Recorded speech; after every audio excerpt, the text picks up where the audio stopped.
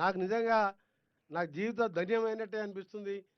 ముఖ్యమంత్రి గారి నాయకత్వంలో ఇదే జిల్లాకి ఇరిగేషన్ మంత్రిగా ఉండడం, వారు ఎప్పుడు చూసినా దీని గురించి ఆలోచిస్తూ మీరు చూసుండ్రు 2 నెలల్లో ఒక 20, 30 సార్లు ఈ ప్రాజెక్ట్ గురించి రివ్యూ చేసినంటే మామూలు విషయం కాదు. ఒక ముఖ్యమంత్రిగా ఎన్నో సమస్యలుంటాయి.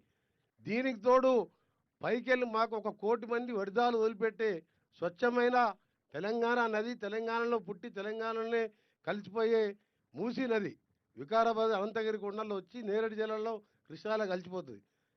ఒకప్పుడు అది తాగునీరు 1,50,000 ఎకరాలకు సాగునీరు ఇచ్చే ప్రాజెక్టు. అది రాజును ఆ ఇండస్ట్రీస్ వేస్టేజ్ కానీ ఎస్టీపీలు లేక ఇవాళ నల్గొండలో కిందికెళ్ళి ఆ బాధ, పైకెళ్ళి మూసి బాధతో బాధపడుతుంటే దానికి కూడా ఎంత ఖర్చు అయినా సరే చేస్తామంటే దాని మీద కూడా పని లేని వాళ్ళు, పనికిరాని వాళ్ళు 10 ఏళ్ళు పాలించి కనీసం పేదవాని ఆరోగ్యం గురించి పట్టించుకోలేదు.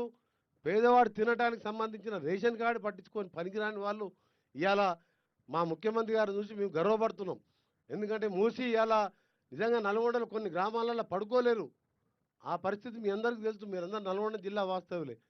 ఈ సందర్భంగా ముఖ్యమంత్రి గారు ప్రత్యేకంగా వారికి మా నల్గొండ జిల్లా 30 లక్షల మంది ప్రాణాలు కాపాడుతూ శాశ్వత పరిష్కారంగా ఈ సొరంగాన్ని పూర్తి చేయడానికి కంకణం కట్టుకున్నందుకు, ఎన్ని డబ్బులైనా ఇస్తానందుకు, దాంతోపాటు మా ఉత్తమ్ కుమార్ రెడ్డి గారు వారికి పరిచయం ఉన్న వారి వాళ్ళ ఆర్మీకి గతంలో ఈఎన్సీగా ఉన్న పరీక్ష మైరా కానీ అందరితోని వారు కూడా వారానికి 2, 3 సార్లు మాట్లాడతారు.